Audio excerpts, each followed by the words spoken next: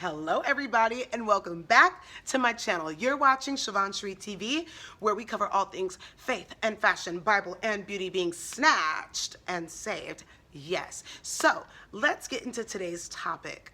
I know everybody is so excited about being in their soft girl era, and I don't want to take you away from being a Pilates princess. I don't want to stop you from having your matcha lattes. I don't want to take you away from your soft fabrics and your soft fragrances and your soft hair and your soft makeup. I don't want to take you away from your soft girl era and your soft life. I believe that women, we deserve to have a soft life. However, I believe that the softness that we exude in the external, the softness that we exude in our appearances, the softness that we experience in our luxury spaces, I believe that same softness should be reflected down on the inside. I believe that many of us are showing up in the world very soft, but in our language, in our words, in our tone, in our body language, even in our answers, in our spirit, in our heart is a sense of hardness. In our heart, we have become harsh.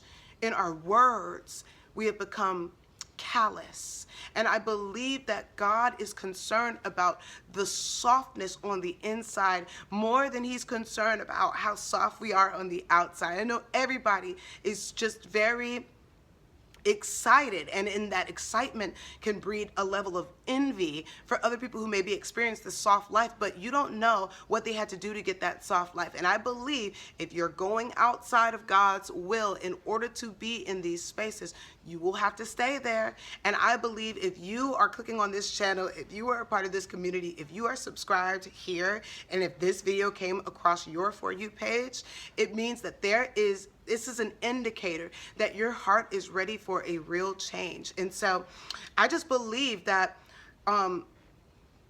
even within our heart, God has so much to say concerning our heart posture. And I want us to go to Ezekiel, the 36th chapter, starting at the 26th verse. And it says, "And I will give you a new heart, and a new spirit I will put within you. And I will remove the heart of stone from your flesh and give you a heart of flesh. And I will put my spirit within you and cause you to walk in my statutes and be careful to obey my rules." And I believe this is so powerful because many times, however soft we are on the outside, it's not reflected in the way that our heart is showing up in our relationships.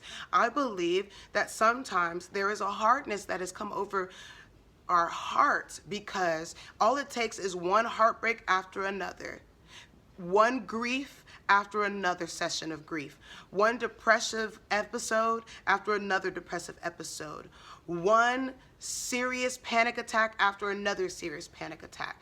I believe that the heart does not become callous overnight, but there has been an experience that has happened. There's been some level of trauma that's hit your life that has made you protect yourself. And when you begin to protect and defend yourself, it shows up. It shows up in your body language. Even in psychology, it says that people who cross their arms when you're speaking to them, it can be shown in 3 different aspects. When you cross your arms during a conversation, it's showing to the rest of the world that either one, you're trying to protect your internal organs, so you have this stance of defense, right? Or it's even showing that you are insecure about what's happening in the conversation that's going on. Or it's like you're being authoritative and ruling over someone. And so it's like even in our body language, we're always trying to protect our heart. And so sometimes our softness can diminish. And here in Ezekiel, he's saying, I'm going to replace that heart of stone.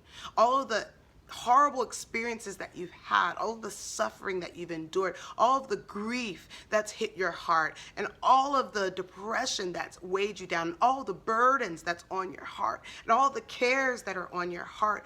And the heart, it is a place of storage. You store pictures in your heart. You store moments and memories in your heart. You store up so much. You store that heartbreak, that rejection, the abandonment. You're storing all these things up in your heart. And God says, lay it at my feet. Cast your cares onto me because I care for you. He's saying, I will replace that heart of stone, and I will give you a soft heart, a heart that is sensitive to God's voice, sensitive to his will, sensitive to his ways, sensitive about conviction, sensitive towards sin, sensitive to him. And I believe God cares about that. As you are in your soft girl era, it is imperative that we are also concerned about the softness, the condition of our heart posture.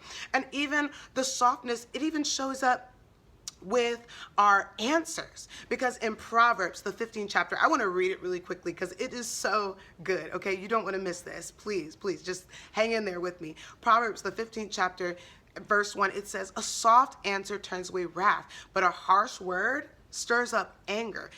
The tongue of the wise uses knowledge rightly, but the mouth of fools pours forth foolishness. And it's crazy because when emotions are high, logic is low, right? And so many times we find ourselves in these positions where we have a response that is prepared. And we have to be mindful of the Rolodex of those witty insults, those sassy retorts, the shady comebacks, and reading people for filth. I talked about this briefly in one of my videos called Peace of Mind. And I also talked about this in my other video, How to Handle Conflict in a Feminine Way. I would encourage you to go back and watch those videos because they're still very good teachings. So, soft answers. If we're answering people to the same energy and the same frequency and the same level, then we are no better than them. And it's interesting that sometimes we don't even take inventory, we don't evaluate, we don't interrogate, we don't spend time investigating, why my tone is the way that it is, because many of us, we don't even have a soft tone, okay? Our soft tone, because we don't even ask ourselves, well, why am I yelling? Why am I yelling? Because why have I gotten so riled up that I cannot communicate effectively using my extensive vocabulary? Why can I not use my communication, my compassionate communication, in order to explain and in order to elaborate my feelings on the inside? Am I wanting to be heard? Or am I hearing from God? Because many of times we're just saying stuff just to say stuff. Many of us, we have a Rolodex of things that we could say. Rude, harsh, mean, hateful, hilarious things to say. But nonetheless, that's an indicator that your heart has become callous because you're not even aware. Many of us are tone deaf. We're tone deaf. We don't even understand how our tone is coming off. We don't even understand that we are saying things with a sassy attitude. We don't even understand how our facial expression is looking, tapping back into the body language. We don't even understand this area right here. This is the nasal labial folds. Sorry, the nasal labial folds right here. And this is an indicator of disgust. So when you're doing this, you're indicating that you are disgusted by whatever they're saying. When we roll our eyes and somebody is in the middle of talking to us, we have mentally interrupted them. We have decided that what they are saying is not as important as what we feel on the inside. And so we have to make an indication that we are upset with an eye roll. And the eye roll is just a simple sign of contempt. It's letting you know that I don't like you. I don't like this. And we have to begin to get control over our bodies, control over our body language, control over the skin. We have to begin to soften the skin of our forehead and unfurrow our brows and begin to focus on what's going on with my body language. What's happening with my answers? Am I having these harsh words? Because many of us could even whisper. It's not even a matter of volume. Okay? Because some of us can whisper and cut somebody down in a whisper. We have to begin to evaluate, even within our tone, why am I yelling, but also why am I whispering? Am I whispering these hurtful, harmful words, slanderous words, gossip? Am I whispering because I don't want to be heard by other people? Am I whispering in order to protect someone? Why am I using these tones? Okay? And then also, why am I planning out my argument before it even happens? Like, we're not even giving space for reconciliation. We're not giving space to hear somebody out. We're not giving space to listen. without the intention to respond. And so, you know, in Ezekiel, he's talking about the distinction between a heart of flesh and a heart of stone. And I believe a heart of flesh is a heart that is sensitive. It's a tender heart. It's a heart that's ready to forgive, ready to understand, ready to listen, ready to receive, ready to reconcile. And I believe that we should always be ready to reconcile, always be sensitive to God's voice, always be ready to hear someone out, always be ready for compassion.